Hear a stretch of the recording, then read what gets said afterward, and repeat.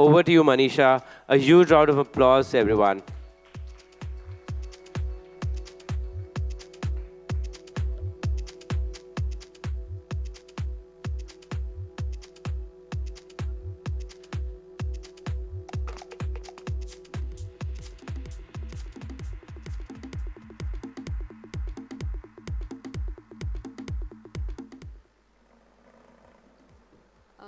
That's it? We don't have another panelist? I thought Abneesh was coming? All right, okay. Hi, everyone. I know after all the scintillating presentations, exciting startups in tech and SaaS, I think real estate might come across a little bit boring to everybody. In fact, yesterday evening at the networking dinner, the conversation, everybody said, so which fund? I said, no fund. I do real estate for NDTV. And they said, but you know what? We've not made money in the flat that we bought in Mumbai 10 years ago. So I said, okay, how do I make this a little bit more relevant and tell everybody that these gentlemen are all making money, otherwise they wouldn't be in this business, right?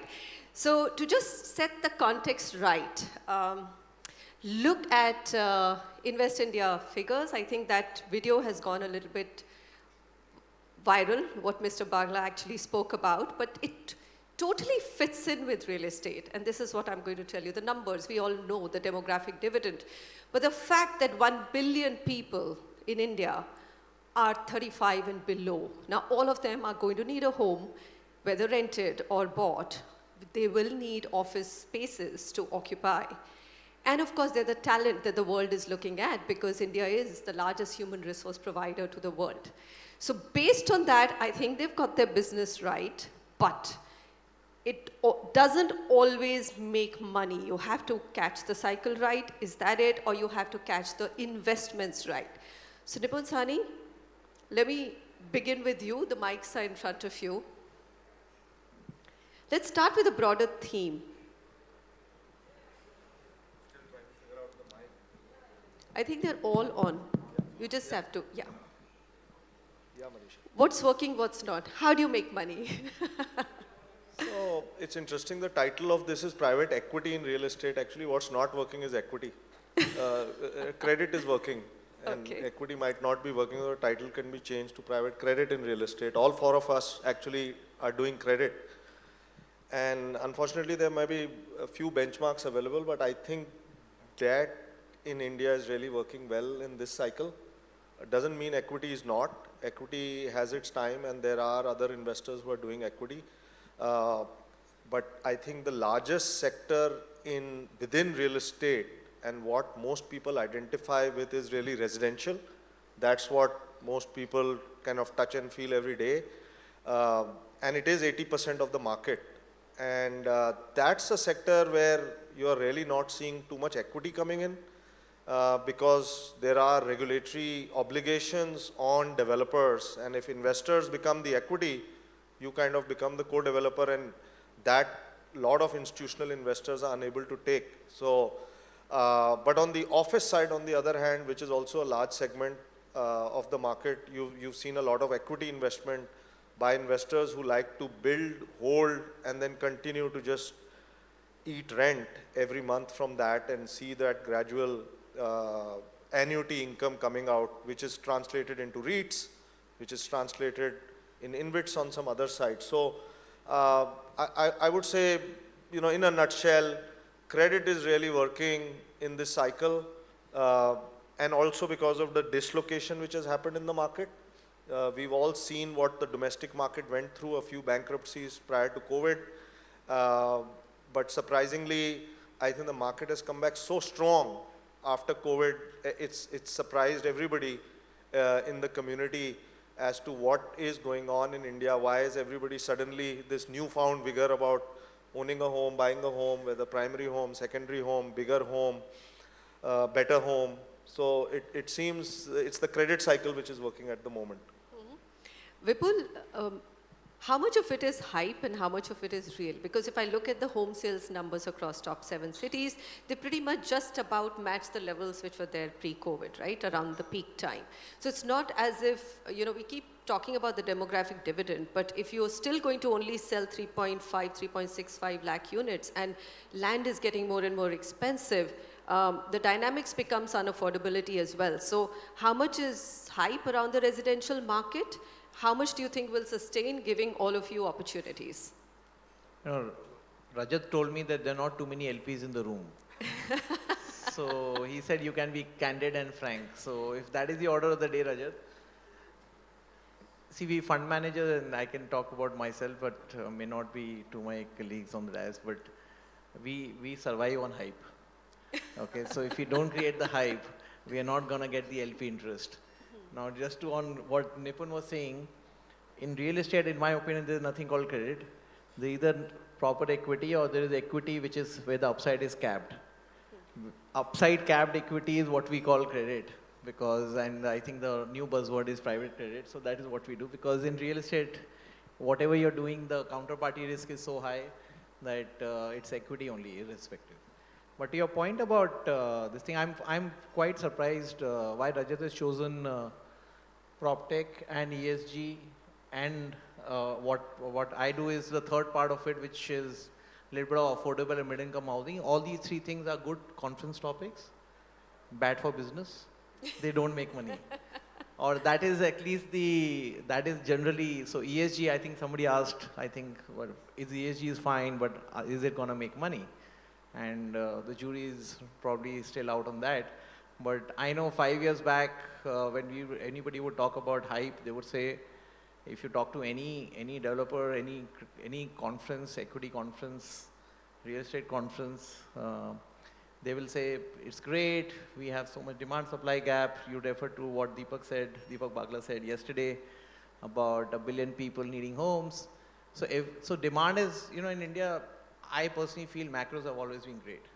20 years back, when we used to sell India Story, we used to talk about GDP per capita, how much is organized retail, how much is demographic dividend, how much is so-called role of infra. I think those things have remained the same, except that what was probably on paper, a lot of them have actually got done on the ground.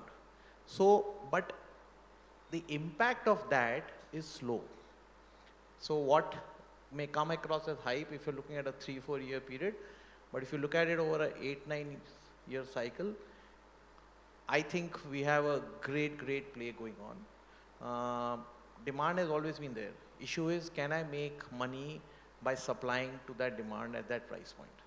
Right. That is probably true not only in real estate, true across all sectors.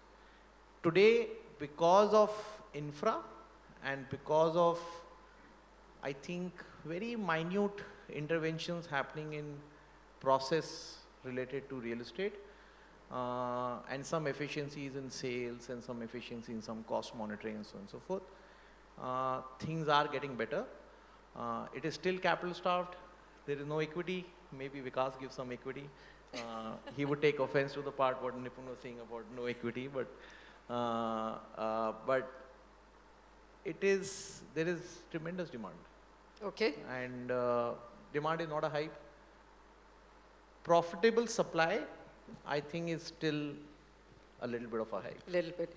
Okay, I'm going to jump to Vikas because he's already spoken to it. So 13th fund is what Kotak Realty has raised. And now, you've also said that you're going to get into office as well, aggressive, right? When the cycle seems to be turning towards resi.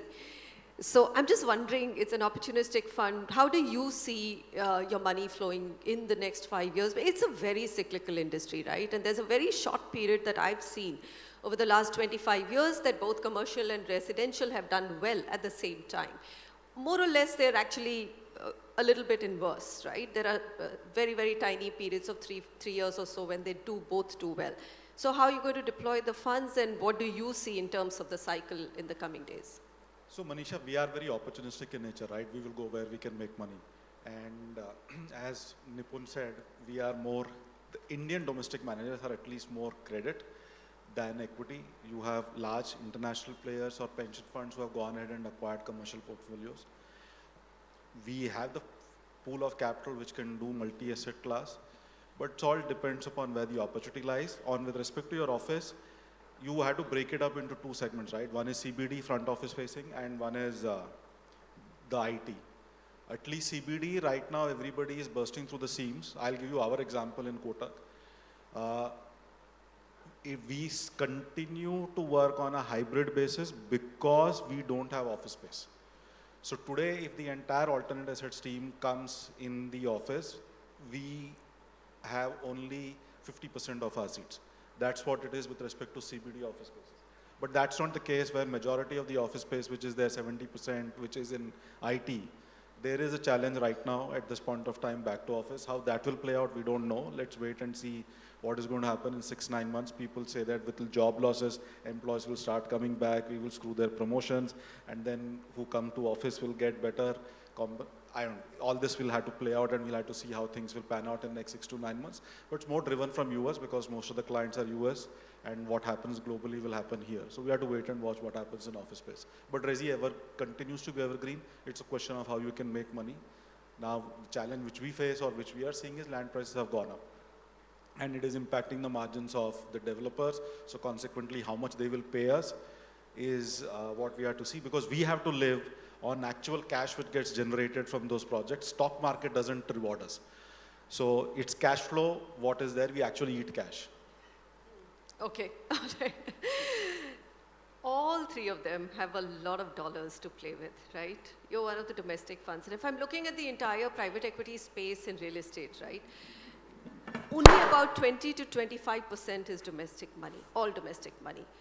So you tell me, what is your view and how are you, playing this market in terms of investments between Resi and office? Because I think it's a very confusing time for office, as Vikas said.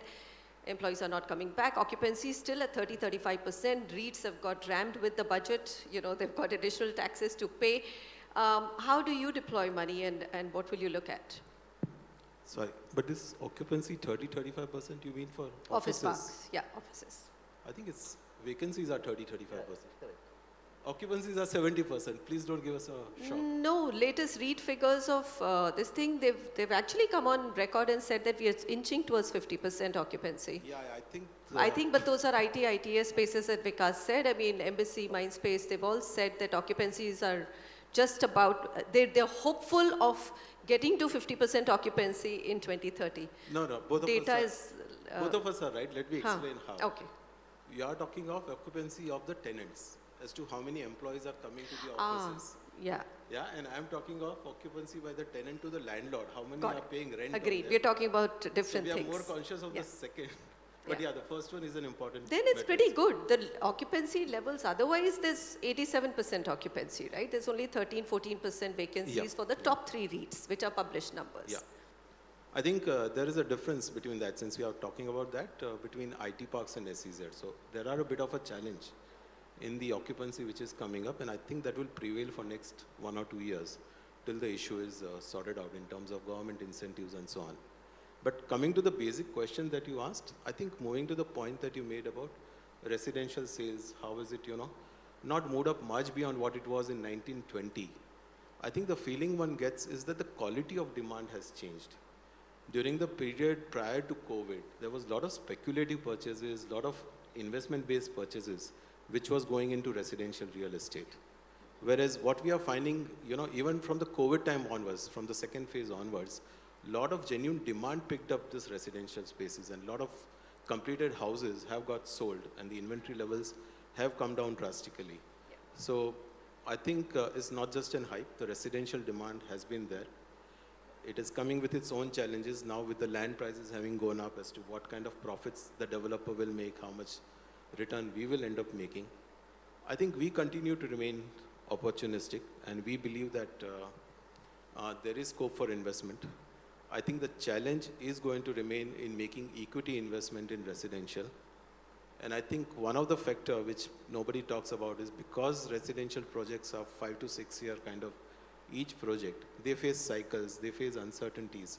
And that's the reason where, even if you on the paper look at a very high equity return, most of the times you end up having a return which is similar to credit kind of a return. And hence all of us finally have gone to, doing more of credit than equity kind of a thing.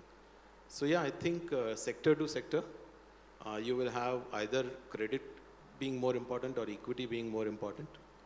And I think what we have not touched upon is that there are new sectors which are opening up, like logistics, data centers, and that is also getting traction in terms of attracting both kind of capitals, mainly foreign, but even the domestic space is looking interesting, and people have started to raise funds to make investments in them. So I think within the real estate, besides residential and office, the other sectors are also coming up and providing interesting opportunity. Okay.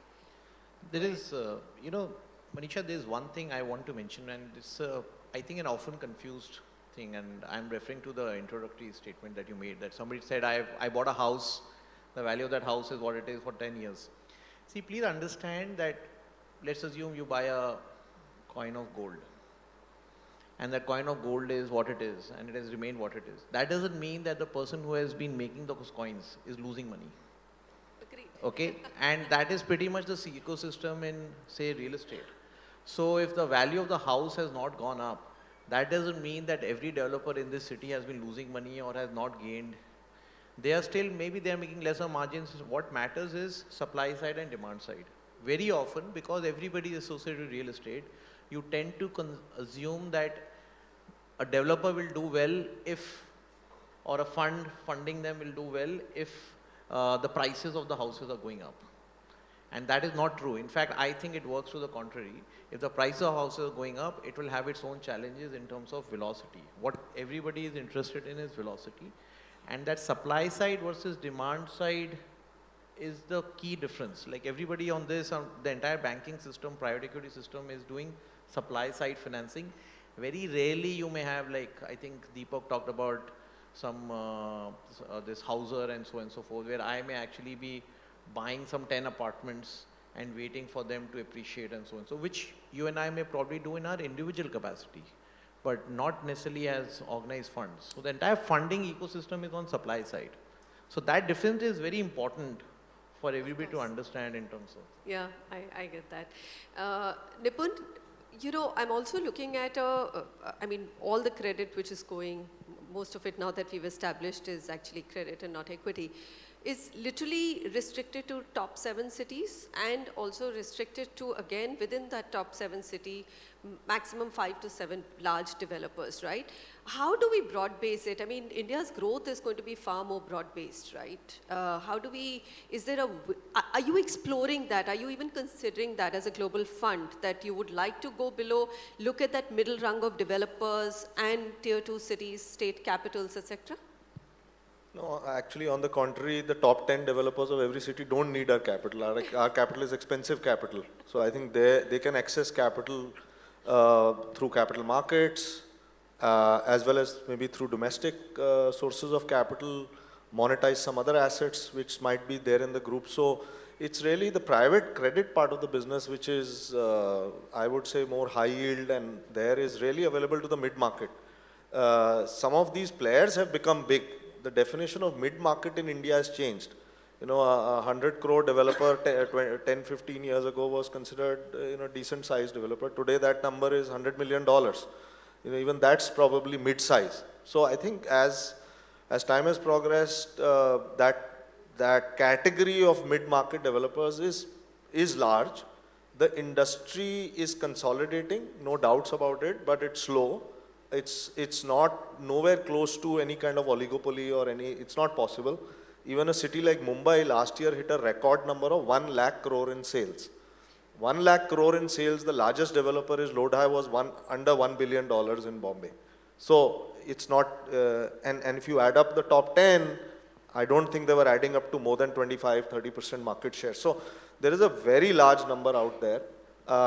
And I think, I don't see that's the challenge. I think the question of the big cities, there ends up being a 80-20 rule in almost every sector you can go to. I think that doesn't change that the big cities but there are new names getting added to this list of cities.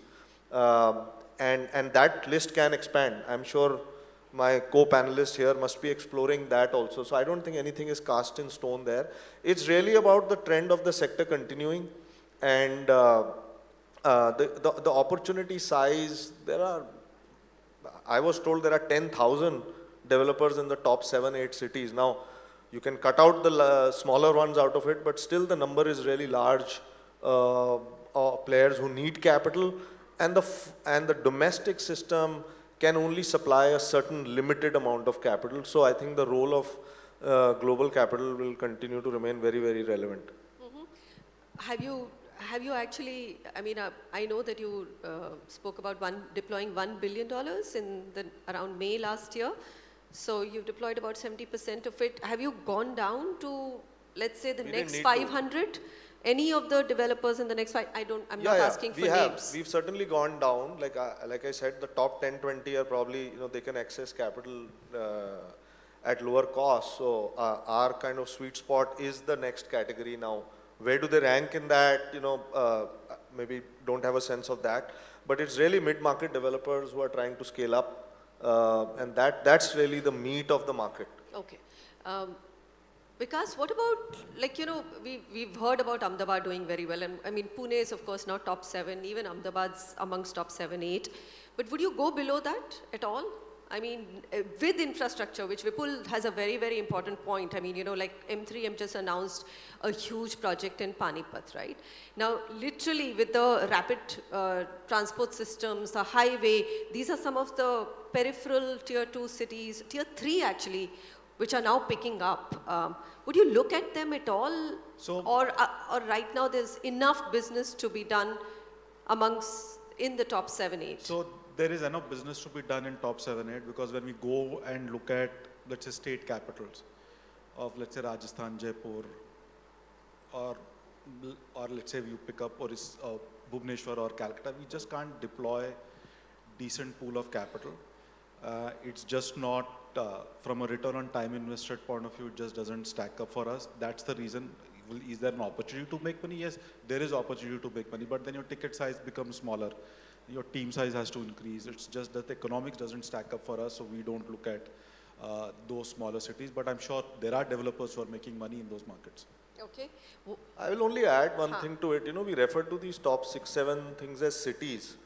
They are urban agglomerations of 3-4 crore people in the Mumbai region, the Delhi region. These are size of countries. So these are like, countries within a country. And these cities are expanding at the rate of about 1 kilometer per annum. If you go back, we've all been in these cities for long. We used to say, this used to end here, and the city finishes here. Now, where the city used to end is now become the center of the city. So I think these are the opportunity, and that's not stopping. The infrastructure is making it even more accessible. Connectivity through highways, Mr. Gadkari's, making it much more accessible. Delhi Meerut, which was a 2-hour drive, nightmarish drive, is now under an hour. Metro connectivity to suburbs. Soon the Bangalore airport is going to be connected to the Bangalore city. So these are mini countries within countries, and the opportunity set is not going away even for the next 10, 15 years. Okay. Go ahead. Yeah, I will make a few points and just lightly. This debate about whether we will invest in the tier 1 cities or tier 2 cities has been there since the time sector opened up in 2005. Then the question, maybe I need to change my question. It's getting a bit No, we have been used to it. In fact, our funds, first PPM said we'll invest in tier 2 and earn a 25% return. And very quickly we had to change around after GFC came. So, but I think to answer your question, basically why it's not there is that, as we said, we are credit. So if you are credit, then we have a cap on the return that we make. And if you are earning that return from tier 1 cities, there is no incentive to move to tier 2 cities. And second thing is what Vipul mentioned, that we are on the supply side. And it's not like supply rich. So unless and until there is a kind of an oversupply which will have to spill over to tier 2 town, right? It will remain constrained in tier 1 town. We don't have that much of extra money flowing in. So. Okay. So I have a slide. So net what Nipun said is he's not doing beyond 3 cities, right, Nipun? Is that the inference? No, I'm just, okay. So so what, I just... Are you doing it? I mean, because so I'll tell you, Vipul, I need to pin you down on this affordable bit, right? Signature Global, right? One of the investee companies has launched 3 projects. And not just one company. I'm talking about now affordable itself has become expensive, right? Nothing is below 80 lakh, even in an NCR region around Manesar. So how do you do that? I mean, for that, do you have to go into tier 2 cities? Keeping that, because your fund's entire focus and commitment is to affordable and mid-income homes. So I talked about fund manager strategy. So we fund managers, again, I can talk about myself. We have a strategy on the dais and we have strategy on the ground. So our strategy on the dais is that we are a well-diversified urban conglomerate, top tier cities, tier 1 cities. And I have some of my friends from Big Four sitting here. And it's like saying that you should do long-term investments. And what is the definition of long-term? Similar to definition of tier 1 cities, that keeps changing. On Nipun's point, I think I 100% agree what Nipun said. I think there's nothing called, so say for example, I know there's something called Upper Thane and there's something called New Kolaba and there's something called maybe a new Connaught Place or something of that sort. But irrespective of those nomenclatures and brandings, there is, because of infra, we are not understanding that what was 1 hour away. You know, instead of kilometer, I put it in time. So what is 1 hour away from here has changed. And if 1 hour is what I need to take to travel, or what is my thing to travel from my residence to my place of work, and if it means that I can travel because of infra, I can travel another 5 kilometers, then that is coming into the city. And also the way public infrastructure has grown in cities, it is never very organized, barring I think Chandigarh, or maybe to some extent Noida. But because it is not organized, see, if a Vashi fast, because we're in Bombay, if a Vashi fast used to go 20 years back, then 90% of the people will get off at VT and Churchgate, at Churchgate. That is because bulk of the work was happening in services sector in that zone. Today, if a Vashi fast is getting off, people get off there, 20% there, then 20% get off at Parel. I think HDFC people get off at Churchgate because nobody else is left there. So please understand that how it works is that cities have grown in clusters. So if I have my office in Borivali, then why will I be staying on Nipun Road? Which is why the rate of appreciation of Nipun Road has been significantly lower than say a Borivali. So cities have grown, and this you can say across cities, whether it's Ahmedabad, whether it's Calcutta, whether it's Delhi, they have grown in clusters from a commercial perspective. And that is why what is tier 2 or what was tier 3 is actually tier 1. And with infrastructure, I think it will all start merging also, because India is a very dense country. I mean, rarely do you find a patch of more than 30, 40 kilometers in at least up north that will not be populated quickly then. I mean, everybody, I know there are no LPs here, so we can't hold them to the numbers, but returns. I'm sure everyone's very curious to, now that you've said that you do make money, not on the house that you buy, but if you give credit on the supply side. But what is it that, Rahul, you might want to say, I mean, when you go to family offices and get the monies into your AIF, what is the kind of indicative returns that you'd speak about? And the time period, both. Yeah, no, so. Because there are a lot of wealthy people here that who might want to be, who you might be able to convert. You're pushing me, yeah? No, I am pushing you, of course. That's the answer that everybody wants and needs. No, but the thing is, what is happening in real estate is that the return, there are bands of return. You can be operating in 11, 12%, 14, 15, 18, 19, 20 and upwards kind of a thing. Risk. Yeah. Depends on how much risk you want to take. So the kind of corporate developers we talk about who are tier 1 and who are able to access the money, they are in the kind of single digit or low teens. We have the NBFCs which were there in between 2015 to 18 or 12 to 18, they were 14, 15%. We as funds have traditionally been around high teens kind of a thing.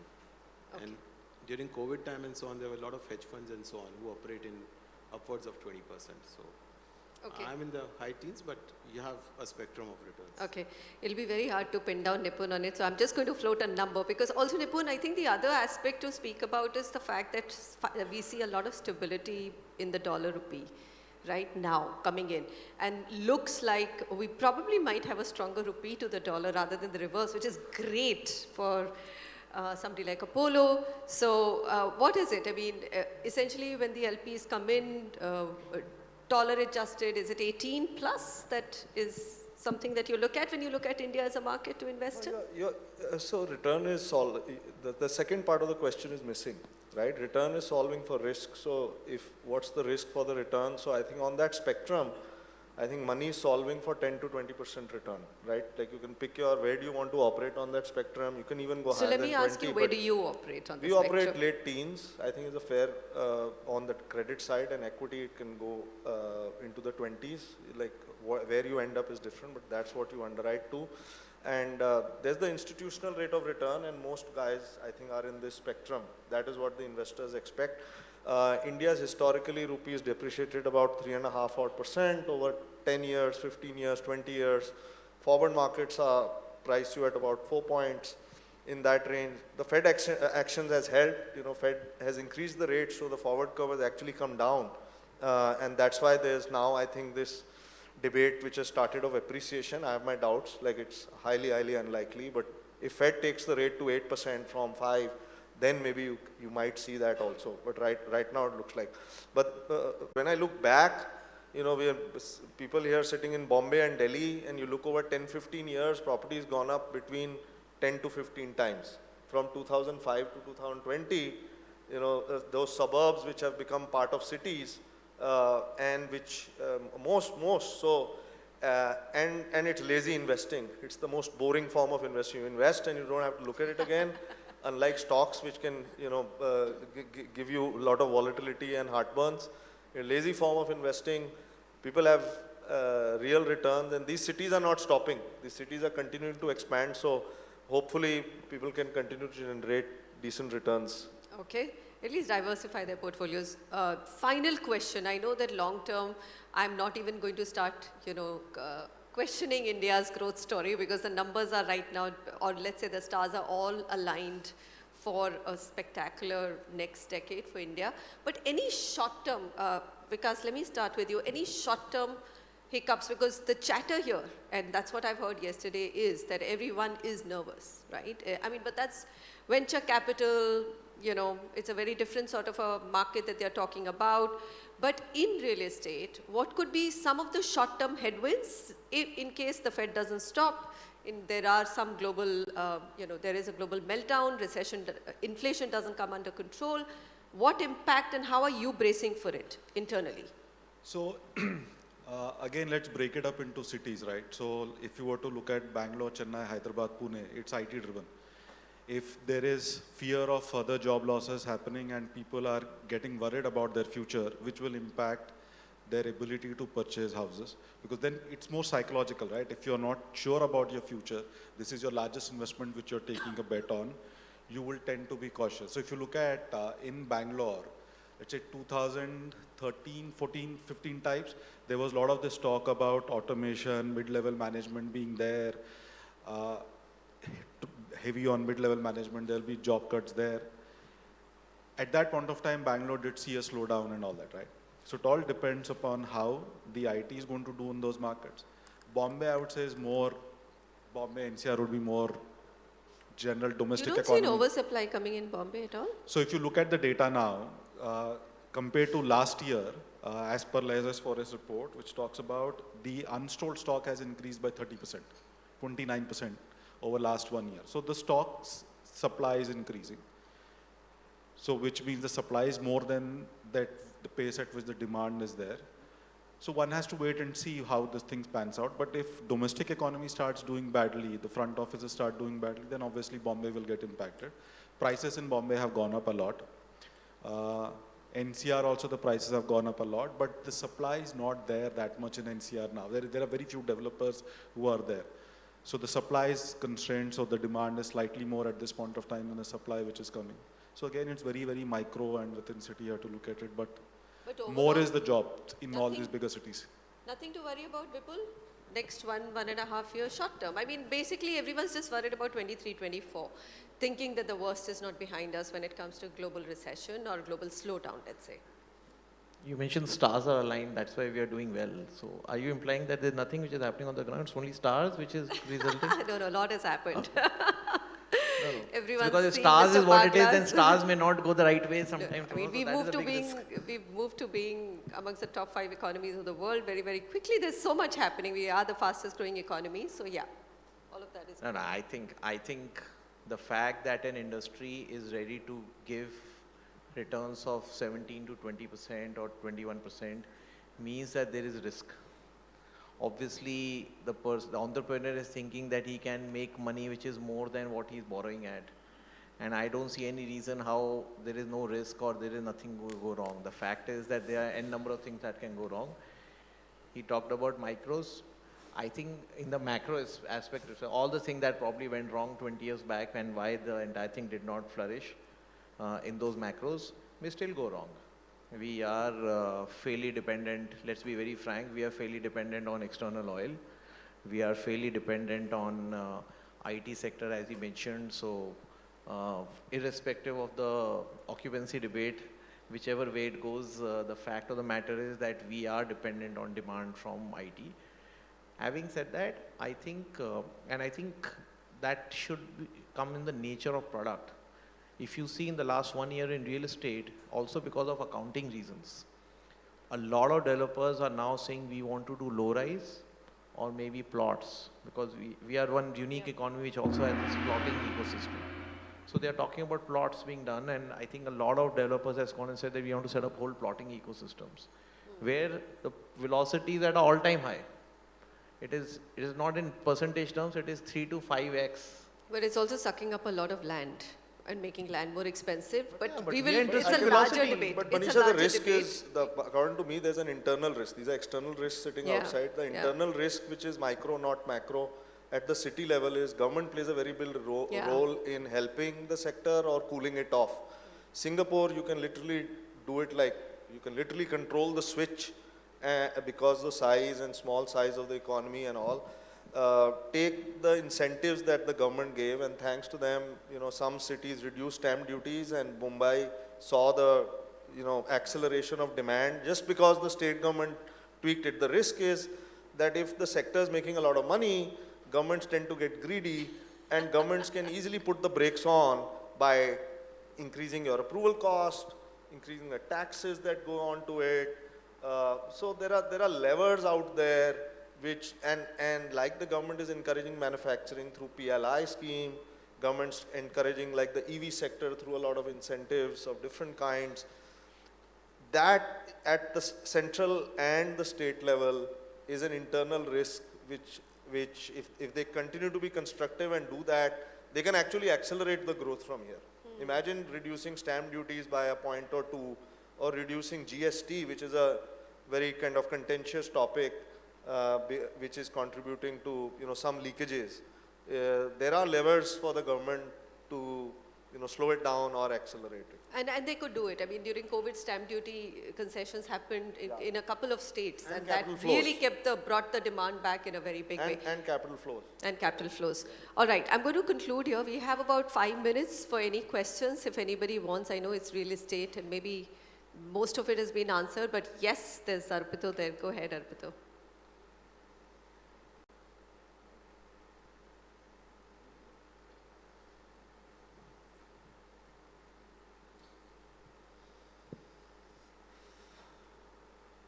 I think one point that was not discussed is the counterparty. The developer is a very maligned animal, and yet all of you are pouring billions of dollars into the sector and making money. So just a quick across all four of you, how has the developer evolved in terms of discipline, in terms of conduct, which encourages you guys to keep cutting checks? Excellent question. I'll take that. Quickly, 30 seconds each. I don't know if you know, Arpito, but the power sector, especially mining sector, people have lost more money than real estate sector. This is despite the fact that it is not a maligned, and still not maligned. But And the are fact here developers is, behaving the fact here themselves now? is, sorry? Are developers getting better, more efficient, more professional? No, everybody is getting better. If that's because the law of the land is catching up, and that is true for probably all sectors. But irrespective, I think the narrative that financiers like us can stand on the podium and blame the developers' corporate governance is a wrong narrative.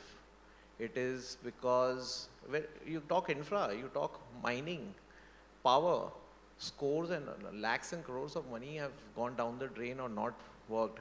But what comes into the eyes is what is happening in real estate, because it is something that everybody has an opinion of. An opinion No, because Vipul, because it's the pain when things go wrong is personal pain and not institutional pain. There's a home buyer who is not getting the home. So the noise is far more amplified. That's the only thing, right? So noise is larger, but I think the impact is significantly smaller, A. And billions of dollars, we are still a smaller fund. So Nipun will answer the billions of dollars that he's pouring in that part. I don't think it's... do you I see think it's the developers same answer. change I over think last 10 years? all of us have enough experience to go through it. I think what the government has really done is put the law RERA in place and the bankruptcy law in place. Both these laws have put fear of God in a lot of places. So self-discipline is not important. Even we want to go to the gym every day, we can't, right?